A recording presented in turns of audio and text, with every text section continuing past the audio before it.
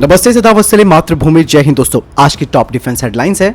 विदेश मंत्री एस जयशंकर करेंगे कजाकिस्तान, किर्गिस्तान और अर्मीनिया की यात्रा। होगी कई अहम पहलुओं पर बातचीत।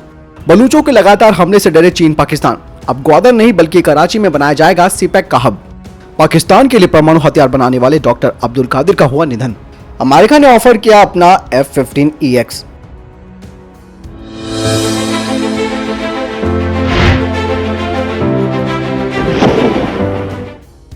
दोस्तों, हाल ही में एक खबर आई थी जिसमें कि साउथ कोरिया की KSS-3 डीजल अटैक सबमरीन ने सबमरीन लॉन्च बैलिस्टिक मिसाइल का सफलतापूर्वक परीक्षण किया। लेकिन अब खबर ये आ रही है कि दक्षिण कोरिया KSS-3 के दूसरे बैच की सबमरीन को बना रहा है, जिनका डिस्प्लेसमेंट यानी कि विस्थापन पहले की 3000 टन के मुकाबले 4000 टन का होगा। साथ ही इस बढ़े हुए स्पेस के साथ इसमें torpedo tubes, air independent propulsion system और वर्टिकल लॉन्च सिस्टम लगाया जाएगा। आपको बता दें कि दक्षिण कोरिया ने भारत को 3300 टन वाली KSS-3 डिजाइन को पेश किया है, जो कि भारत के प्रोजेक्ट 75I के तहत है। लेकिन इसमें साउथ कोरिया ने वर्टिकल लॉन्चिंग सिस्टम नहीं दिया है, जिसे कि DRDO के द्वारा विकसित किया जाएगा, यानी कि DRDO के द्वारा विकसित वर्टिकल लॉन्च सिस्टम इसमें लगाया जाएगा।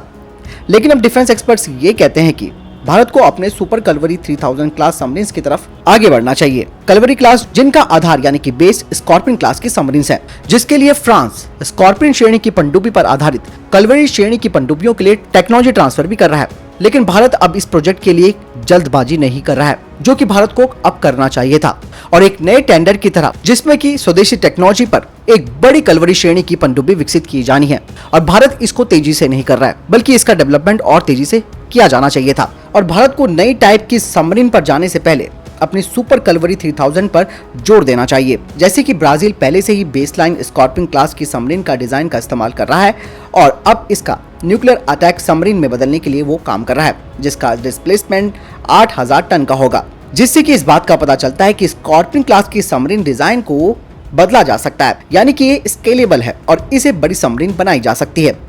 फ्रांस भारत को super scorpion class submarine design को P-75I के तहत ऑफर कर चुका है।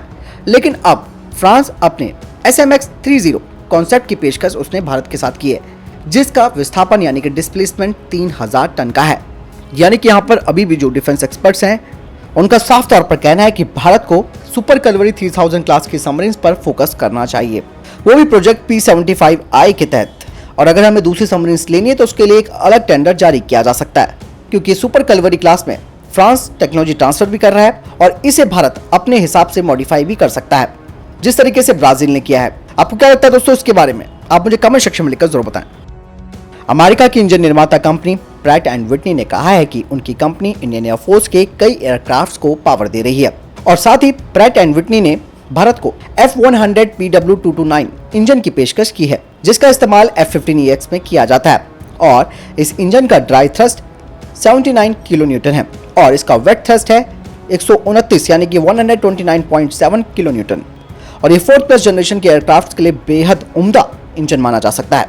F-15EX जो कि हाइपरसोनिक मिसाइल को लॉन्च कर सकता है, जो 3175 किलोग्राम तक की हो सकती है और इनकी लंबाई 6.7 मीटर तक हो सकती है।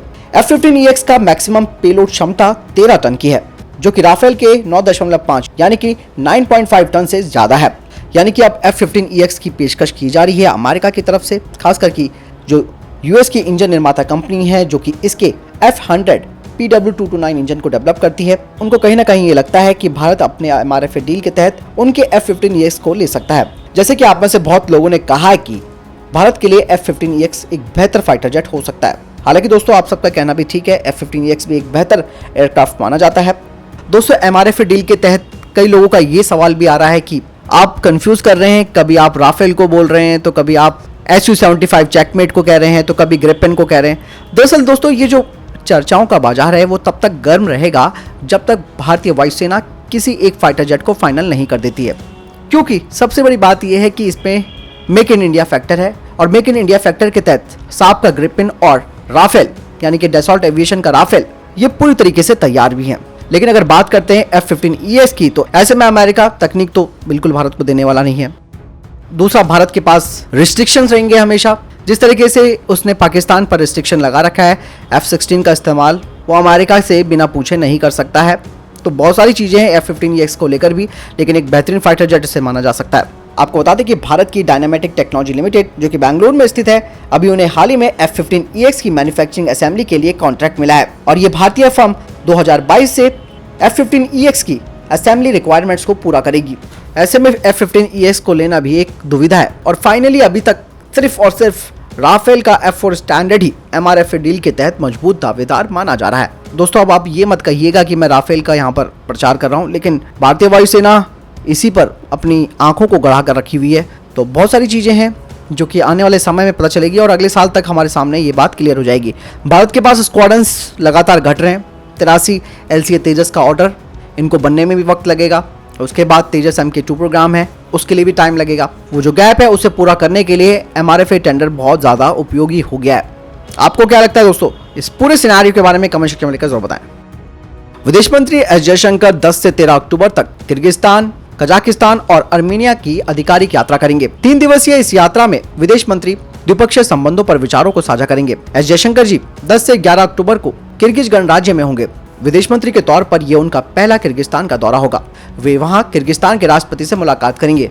इसके बाद वे कजाकिस्तान के लिए रवाना होंगे और 12 से 13 अक्टूबर को अर्मेनिया का दौरा करेंगे। आपको बता दें कि ये भारत की किसी भी विदेश मंत्री की स्वतंत्र अर्मेनिया की पहली यात्रा होगी। पाकिस्तान के अशांत बलूचिस्तान प्रांत में बलूचों के लगातार हमले से चीन और पाकिस्तान घबरा गए हैं, जिसकी वजह से उन्होंने अब ग्वादर बंदरगाह को चाइना पाकिस्तान आर्थिक कॉरिडोर का केंद्र बनाने की योजना से हाथ पीछे खींच लिए हैं। यानी कि अब जो सीपेक है उसका जो हब ग्वादर में बनना था वो नहीं बनेगा। आप सबको मालूम है कि चाइना का ये जो सीपेक है वो उसकी बेल्ट एंड रोड परियोजना का हिस्सा है।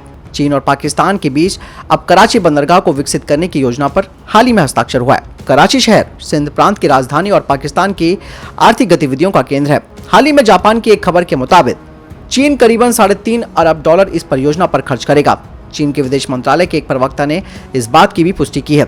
इस परियोजना के तहत कराची पोर्ट का विस्तार, मछली पकड़ने के लिए एक अन्य बंदरगाह का निर्माण और 640 हेक्टेयर के इलाके में व्यापक जोन को स्थापित करना शामिल है।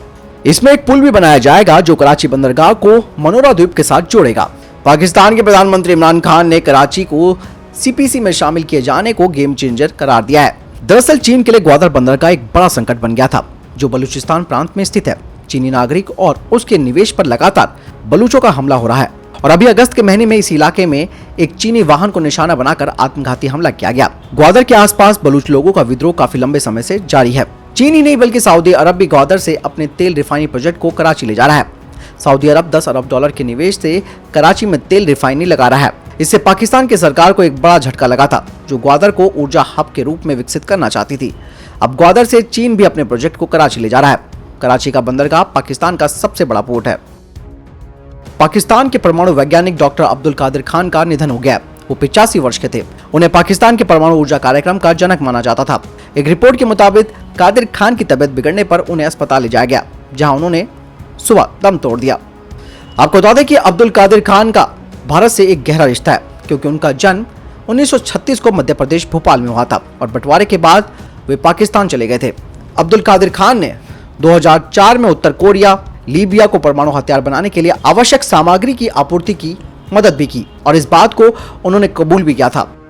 तो दोस्तों, ये थे अभी तक के टॉप डिफेंस और स्पेस अपडेट। वीडियो के संबंध में कोई प्रश्न, जवाब या आपका कोई सवाल है, कमेंट सेक्शन में लिखकर जरूर पूछ सकते हैं। बहरहाल इस वीडियो के लिए इतना ही। मिलता हूं नए वीडियो के साथ।